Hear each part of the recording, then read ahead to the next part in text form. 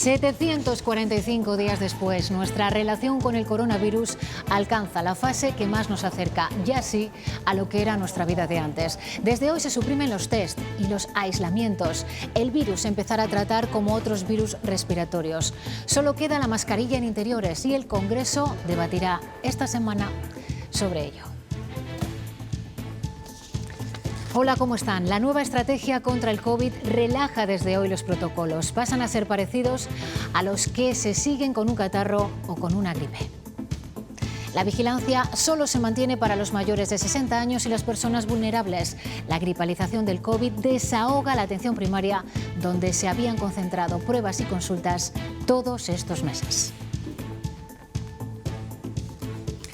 El Gobierno amplía a todos los ciudadanos la bonificación de 20 céntimos en el litro de combustible. Sánchez ha adelantado hoy algunas de las medidas del plan para hacer frente al impacto de la guerra y que movilizará 16.000 millones de euros. Sara Ayuso.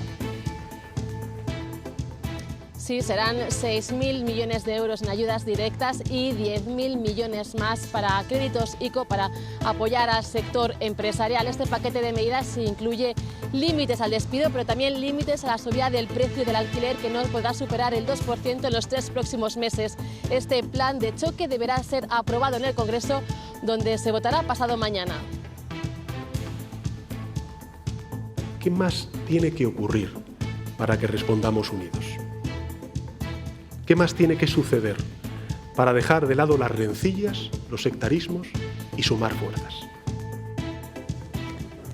Pues de momento no hay tregua. La plataforma en defensa del sector del transporte mantiene el paro que bloquea parte de la distribución y que hoy cumple 15 días. Los piquetes informativos han vuelto a los polígonos y a los mercados mayoristas, pero más reducidos. Aún así, el ánimo no decae, no creen que sus protestas hayan perdido fuerza tras el acuerdo con el resto del sector y mantienen sus exigencias al Gobierno. Vox ya ha comunicado el nombre de sus consejeros al presidente de la Junta en funciones. Lo ha confirmado Carlos Pollán, pero sigue sin haber fecha para que comience la formación del Gobierno. Laura Zembranos. Sí, seguimos sin fecha para esta sesión de investidura, aunque ya todo apunta a que sería la semana que viene. Eso sí, nadie quiere pronunciarse al respecto, ni desde los partidos ni desde la propia presidencia de las Cortes. De hecho, esto era lo que decía esta misma mañana Carlos Pollán. No voy a cometer el error que cometí en su momento de dar un plazo y no lo voy a marcar. Es decir, está en disposición de los dos partidos el que se me comunique la fecha. Valentina, de 70 años, representa hoy el drama de Mariupol. Ha vuelto a su casa, a lo que queda de ella después de las bombas. Como en esta escuela de Yarkov, sus maestros no se rinden e intentan adecentarla entre la montaña de escombros. Mañana se reanudan en Turquía las conversaciones entre Ucrania y Rusia. Y hemos empezado la semana con temperaturas agradables, pero los cielos enmarañados darán paso mañana, Eduardo, a las lluvias. Así es, Alejandra. Esta tarde, de hecho, seguimos hablando de esos cielos plomizos, que además esas nubes vienen acompañadas con algo de calima. Mañana la llegada de una nueva borrasca hará que hablemos de nuevo de esas precipitaciones. El pronóstico, por lo tanto, para esta tarde nos habla de ese paso de nubes medias y altas que recorren el cielo de sur a norte, van con algo de polvo en suspensión también. Eso sí, las temperaturas máximas muy agradables, valores que se acercan incluso a los 20 grados.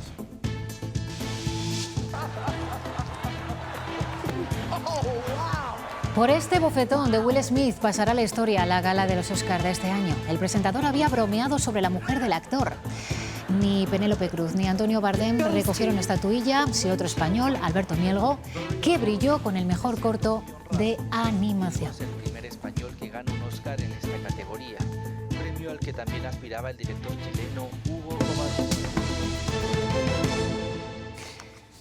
La pandemia entra hoy en una nueva fase, la de dejar de condicionar nuestra vida. Desde hoy desaparece el aislamiento obligatorio. La nueva estrategia frente al COVID plantea una vigilancia centrada en los mayores de 60 y en las personas vulnerables. En general, para personas menores de 60 años no se van a realizar pruebas diagnósticas, es decir, no se contará el caso como positivo. Tendrán que ir a trabajar, aunque se recomienda el teletrabajo si es posible, y deberán llevar la mascarilla en todo momento. España da un paso importante hacia la gripalización del COVID. Va a haber un sistema de vigilancia en el número de casos para intentar detectar que haya una circulación descontrolada en el número de casos, hasta que se pase a la siguiente fase, que será un control como una enfermedad respiratoria transmisible, como es el caso de la gripe o otras infecciones respiratorias agudas. Las nuevas reglas, no obstante, no son inamovibles. La presión sobre el sistema sanitario y la situación que vivan los hospitales marcará la estrategia que se vaya a seguir. Pero desde hoy los pacientes con síntomas leves harán vida totalmente normal. Desde hoy el aislamiento obligatorio para todos forma parte del pasado. Si por lo que sea se han hecho un test de los rápidos de farmacia, pues no tienen que guardar cuarentena ni tienen que guardar aislamiento. Los protocolos se relajan, el COVID se equipara a un catarro o una gripe. Estas medidas, que son muy parecidas a las que hacemos con la gripe, como la manera de vigilarla o incluso la manera de tratarla. La vigilancia se centra en los mayores y los vulnerables. Las personas sanas o menores de 60 con síntomas leves pueden hacer vida normal. Es tener febrícula, tener un cierto malestar, esos son síntomas leves. Por tanto, deben ir a trabajar, pero reducir los contactos sociales y no quitarse la mascarilla nunca. Deberán acudir al médico si empeoran o tienen síntomas más graves. Es tener una tos productiva, tener fiebre alta, malestar general. Los casos positivos leves no formarán parte de ninguna estadística. Ya no habrá estas colas esperando una prueba en los centros de salud.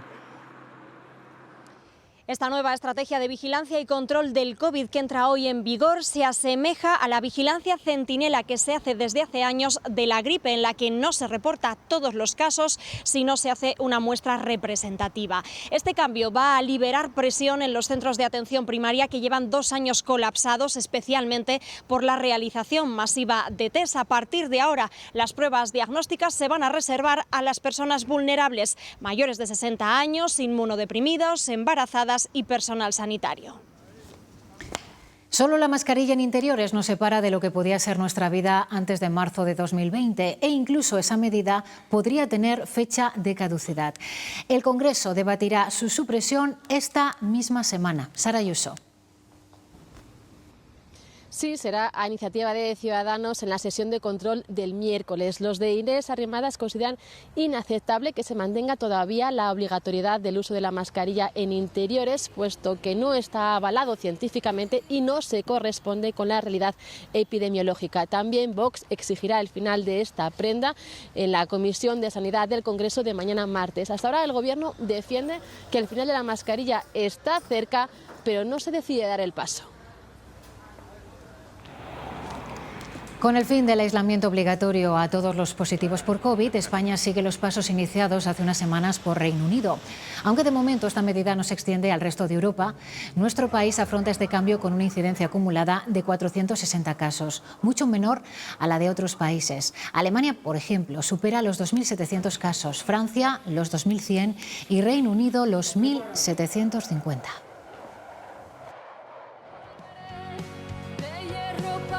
Sí. Todos cogimos manía al Resistiré, al clásico y a esta versión confinada, pero fue la canción oficial de la época de las restricciones más duras de estos más de 2 años de pandemia. En esos días de marzo y abril de 2020 no podíamos salir de casa más que para lo imprescindible. Esa fue la primera ola, la más dura, la que nos puso a todos el alma en vilo y que terminó cuando el verano asomaba después de haber paseado por turnos y siempre con la mascarilla que se sumó a nuestro vestuario imprescindible. Hasta se multaba a quien no la llevara puesta. Esa nueva normalidad volvió a truncarse con la segunda ola, que no nos metió en casa, pero sí provocó los cierres perimetrales y limitaciones de aforos en bares, teatros, iglesias y cualquier espacio interior para evitar la expansión del virus. En otoño de 2020 veíamos con esperanza los avances de una vacuna que llegó antes de terminar el año. En esos días de cenas solo con convivientes se estaba gestando la tercera ola. Desde la Unión Europea se creó el pasaporte COVID y se abrieron las comunidades para animarnos a viajar en verano, a pesar de que la cuarta ola seguía haciendo daño. Menos traumática fue la quinta, con un porcentaje ya muy amplio de población vacunada cuando el otoño estaba a la vuelta de la esquina. Y así llegamos a la Navidad de Ómicron y la sexta ola, un torbellino de contagios PCRs o antígenos bajas y aislamientos que parece han acelerado el proceso de gripalización de la COVID. Bueno, pues hoy llegan a los hospitales de Castilla y León los 600 primeros tratamientos completos del medicamento Paxlovid de Pfizer contra el coronavirus. Se administra por vía oral y evita la progresión de la enfermedad a una fase grave, ayudando a reducir las hospitalizaciones. Tiene la ventaja de administrarse por vía oral, lo que permitirá realizar un tratamiento ambulatorio de los pacientes leves con factores de riesgo para evitar esa progresión a COVID-19 grave. Ha demostrado una eficacia del 89% en este tipo de pacientes y a partir de hoy, a partir de esta mañana, ya tenemos este medicamento en Castilla y León.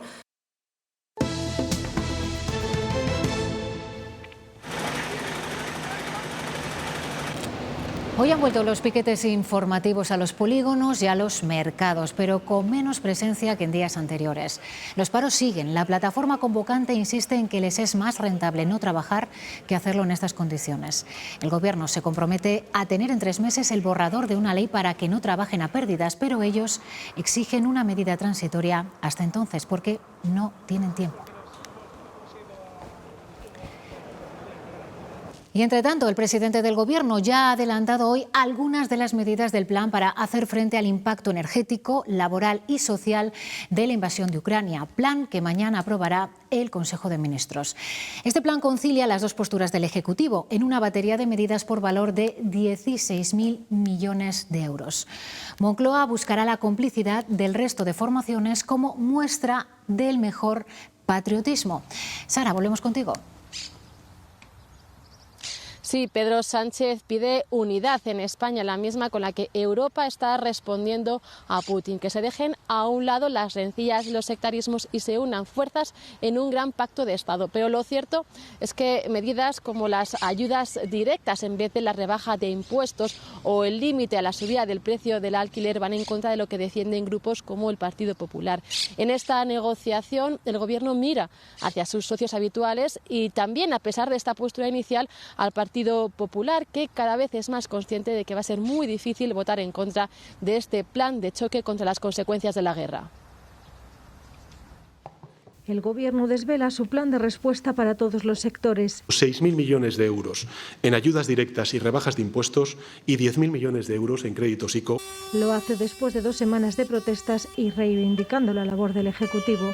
Es el mismo Gobierno que afrontó desde el primer momento la pandemia global, que alcanzó un gran acuerdo en Bruselas con los fondos de recuperación. Plan para repartir los efectos de la guerra y para preservar la recuperación. Entre las medidas para las familias, rebaja de 20 céntimos por litro en el combustible. El Gobierno aplicará una rebaja de 15 céntimos y las petroleras un mínimo de 5 céntimos. Se limitarán los despidos y las empresas podrán acogerse a un ERTE. Se topa la revisión de los alquileres hasta un 2% como máximo de subida, se incrementa en un 15% el ingreso mínimo vital y 600.000 familias más, hasta llegar a los 2 millones, podrán beneficiarse del bono social eléctrico. No podemos prometer que no se advertirán los efectos de la guerra en nuestra economía y, por tanto, en nuestra vida. Pero lo que sí que podemos prometer desde el Gobierno de España es que nos vamos a desvivir por aplacar al máximo sus efectos. Para las empresas, además de 10.000 millones en avales, habrá ayudas de 362 millones para la agricultura y la ganadería, 68 millones para la pesca y 500 millones para las empresas grandes consumidoras de energía. ¿Qué más tiene que ocurrir para que respondamos unidos? El presidente pide respaldo a los grupos para un plan que presentará en el Congreso este miércoles.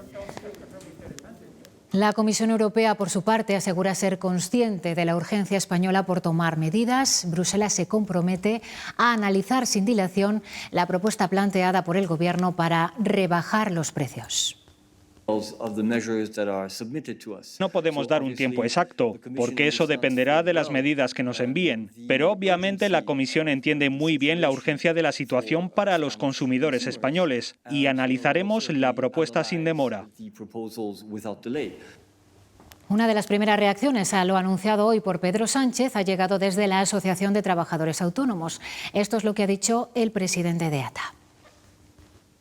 La música suena bien, pero como todo hay que ver la letra y veremos mañana o pasado mañana esa letra. Sí tengo que decir que hay alguna cosa que no nos gusta y no nos gusta ir contra la libertad de empresa, no nos gusta que en estos momentos esas medidas laborales que se han anunciado se hayan hecho sin consenso y sin el diálogo social. Los autónomos que han celebrado hoy su asamblea le han pedido también al Gobierno que atienda a los sectores más castigados. Según ATA, no es el momento de aumentar ni los impuestos ni las cotizaciones. Y para ello apuesta por aparcar la reforma que sube las cotizaciones hasta el año 2025. El histórico incremento de los costes de la energía y los combustibles está obligando a los autónomos a mirar con lupa cada uno de sus movimientos. Las consecuencias de la invasión de Ucrania están golpeando a un sector que aún no se había recuperado de la pandemia, que se llevó por delante a casi 78.000 empresas. Si siempre ha sido clave gestionar los precios con clientes, pues en un entorno con el IPC disparado lo es aún más. Tener la máxima información en tiempos de máxima incertidumbre es vital para el éxito de la empresa. Los bancos podemos ser de mucha utilidad porque tenemos datos importantes de la situación financiera de nuestros clientes que nos permiten dar información relevante en el momento correcto, en el momento que el empresario la necesita para poder decidir. En Castilla y León hay casi 190.000 autónomos. Contar con un asesor puede ayudarlos no solo en sus decisiones de gestión de tesorería o acceso a la financiación, también a optar a los mecanismos de ayuda. Oportunidades tan enormes como lo que supone los fondos Next Generation son temas en los que no es fácil que un autónomo pueda acceder si no va de la mano de alguien que los conozca. Porque según los expertos, los tiempos del empresario basado en su intuición ya han terminado y hoy el éxito lo dan los datos. Y lo hemos visto antes, los paros del transporte ya suman 15 días, pero la plataforma anuncia que no cesarán en sus reivindicaciones. La rebaja subvencionada de 20 céntimos en el precio del combustible sostienen que no es suficiente y reclaman medidas de urgencia para que les sea rentable poner el camión en la carretera. Los transportistas no quieren perder dinero cada vez que arrancan el camión. Nosotros lo que queremos es un precio justo por el transporte. El Gobierno se ha comprometido a una ley que regule la subcontratación y la rentabilidad para que no se pueda contratar por debajo de los costes de explotación, al estilo de la ley de cadena alimentaria. Por lo menos que nos dé algo que nos impulse a poder trabajar y poder arrancar el camión y decir, bueno, pues hoy no voy a perder dinero, hoy me va a quedar algo, hoy voy a llevar algo a mi casa. Pero hasta que esa ley entre en vigor, la Plataforma de Defensa del Transporte de Mercancías reclama al Gobierno una medida transitoria con urgencia o irán un paso más lejos. Es que a partir del día 1, si no se sientan a hablar con nosotros y nos dan medidas concretas, vamos a hacer el cese de actividad. Nos vamos a borrar de autónomos. Además, piden mejorar sus condiciones laborales. Aquí tienes un accidente con el camión y te figura como accidente de tráfico, un accidente laboral. Oiga, nosotros nos dedicamos a conducir y si tenemos un accidente en la carretera es nuestro puesto de trabajo. Entonces tiene que ser un accidente laboral. Y defienden reivindicaciones históricas como más áreas de descanso seguras, la regulación de la carga y descarga o la jubilación a los 60 años. Desde el Gobierno creen que las reivindicaciones de los transportistas ya están recogidas en el acuerdo alcanzado el viernes. La ministra de Transportes asegura que el texto del proyecto que aplicará la ley de la cadena alimentaria en el sector llegará lo antes posible. Todo el mundo tiene derecho a reivindicar, pero desde luego ahora considero que ya no hay motivos. Apelo a la responsabilidad de los transportistas, insisto que no hay motivos para mantener esa reivindicación y que nosotros nos vamos a comprometer en avanzar lo antes posible esa ley y por lo tanto en cuanto la tengamos la presentaremos al sector, también fue un compromiso mío. Y la industria se resiente. Legumbres Luengo en León sigue sin retomar la actividad desde el jueves por falta de suministro. Renault para su producción hoy y mañana en sus plantas de Valladolid y Palencia. Michelin ya lo hizo este fin de semana y algunas auxiliares de nuestra comunidad podrían verse afectadas por el paro previsto para este lunes en la fábrica de Mercedes-Benz en Vitoria. Más datos económicos. Hoy hemos conocido los datos sobre el número de hipotecas que se firmaron en enero. Comparando este primer mes del año con el de 2021, el número de hipotecas ha aumentado un 29% en nuestro país, casi un 27% en Castilla y León. La hipoteca media supera los 150.000 euros, es un 20% más que hace un año.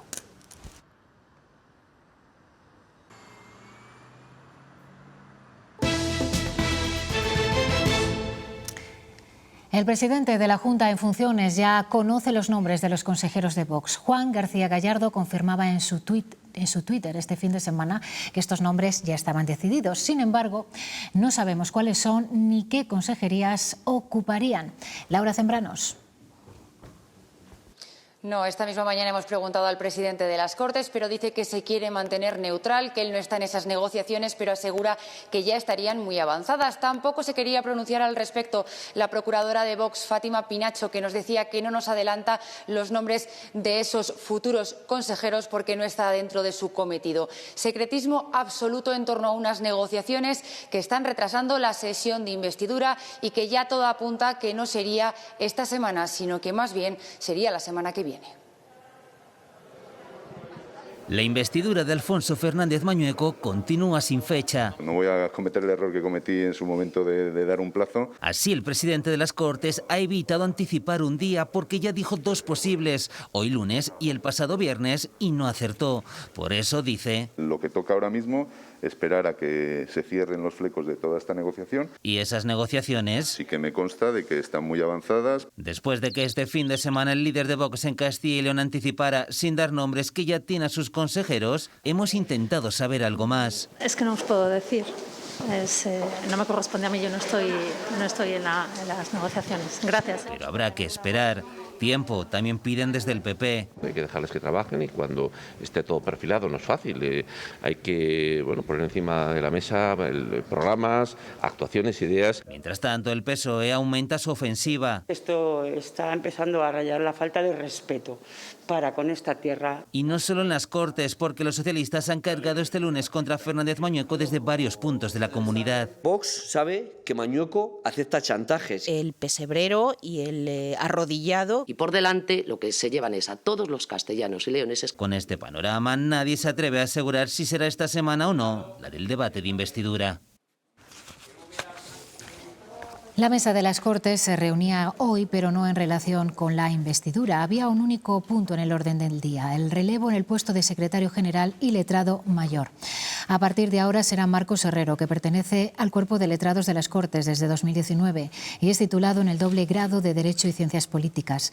Sustituye en el puesto a Carlos Ortega, quien ha sido letrado mayor durante las dos últimas legislaturas, desde 2015, en sustitución de Carlos Ortega.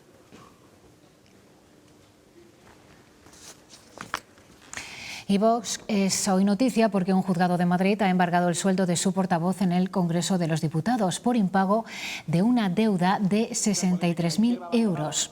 Iván Espinosa de los Monteros adeuda esta cantidad a la empresa de rehabilitación y urbanización y edificación por unas obras en su casa que él considera un sobreprecio y que se negó a pagar. Recurrió por ello al Tribunal Supremo, pero este le denegó el recurso. Entonces aseguró que pagaría lo que aún no se ha producido.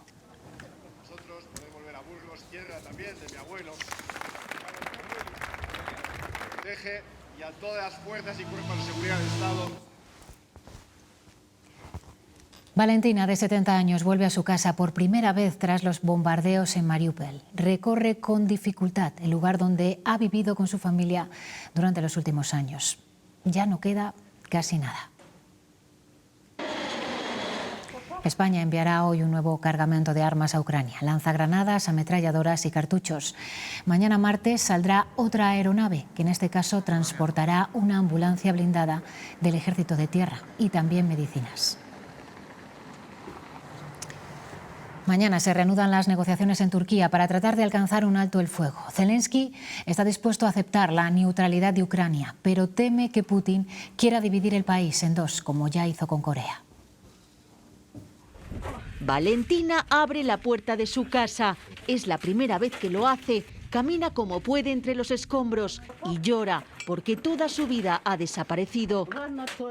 Aquí me casé y tuve a mis hijos. ¿Y ahora qué? ¿Qué nos queda? No me quiero ir de Mariupol. La imagen refleja el drama de esta ciudad portuaria convertida en campo de batalla.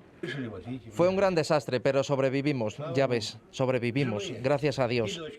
Para mi hija, tu papá está vivo.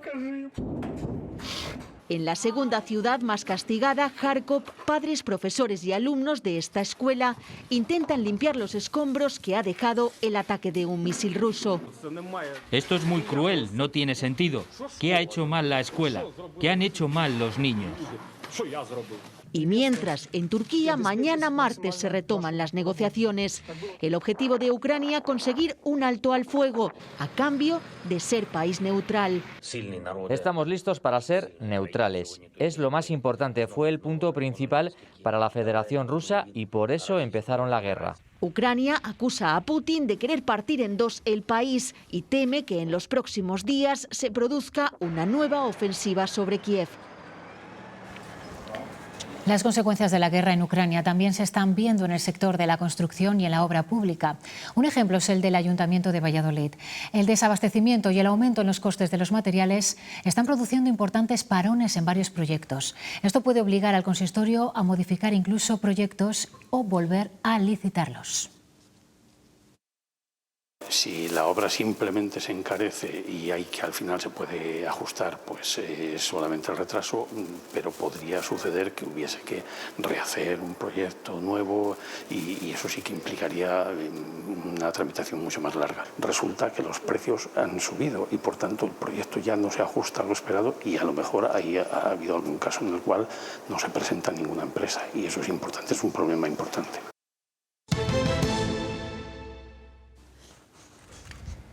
Más de 200 nuevos policías locales se forman en la Escuela Nacional de Policía en Ávila. Es el 44º curso de formación básica dentro de un proceso selectivo del que se hace cargo la Junta en el marco de un convenio suscrito con la Federación Regional de Municipios y Provincias.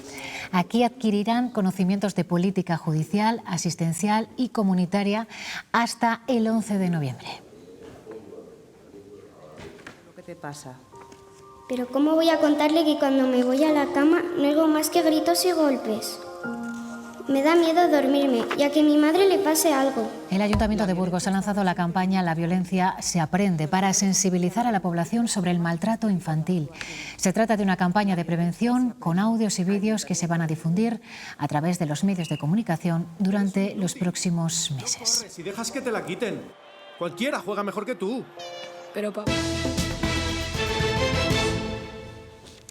A los 72 años ha muerto Maribel Rodicio, una figura de referencia para el periodismo de Castilla y León. Firmó legendarias crónicas políticas en el norte de Castilla. Fue la primera jefa de prensa de las Cortes Regionales y recibió el premio Cosío a la trayectoria profesional.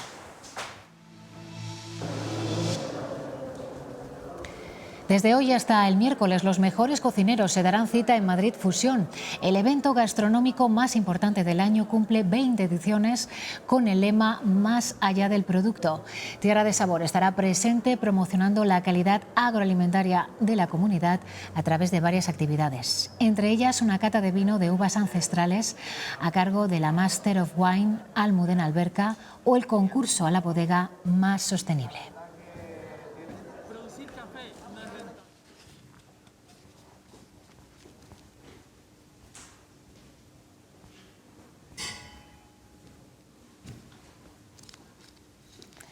Iba a ser la gala de los Oscar de vuelta a la normalidad tras 2 años de pandemia, pero pasará a la historia por ese bofetón de Will Smith al presentador por un chiste sobre su mujer. Para el cine nacional también ha sido una ceremonia singular. Penélope Cruz y Bardem se quedan sin estatuilla, pero por primera vez la logra un proyecto de animación español. Parece un bofetón de cine, pero lo triste es que es real. Chris Rock hace un chiste desafortunado sobre la alopecia de la mujer de Will Smith y él, después de reírse, le propina el tortazo. Minutos más tarde recogía su primer Oscar por interpretar al padre de las tenistas Williams y justificaba su reacción violenta amparándose en el amor. El amor te hace cometer locuras. Quiero disculparme con la Academia, quiero disculparme con todos mis compañeros nominados. El poder del perro, un western sobre la masculinidad tóxica, se queda sin estatuilla, aunque sí se la llevó su directora. La ganadora fue Coda, un drama sobre una familia de sordos, y Dune consiguió 6 premios técnicos. Fue una noche histórica para la animación española porque Alberto Mielgo y Leo Sánchez lograron el primer Oscar para un corto animado. Es solo el principio de lo que podemos hacer con la animación. 7 años de trabajo y muchos dibujos después, el limpiaparabrisas, tras su paso por Seminci, se lleva estatuilla. Alberto Iglesias, Javier Bardem y Penélope Cruz se fueron sin ella. Bueno, pues así nos vamos, les dejamos con los deportes. Este fin de semana también ha dejado buenas noticias y más información esta tarde a las 8:30 y mañana nos vemos aquí. Adiós.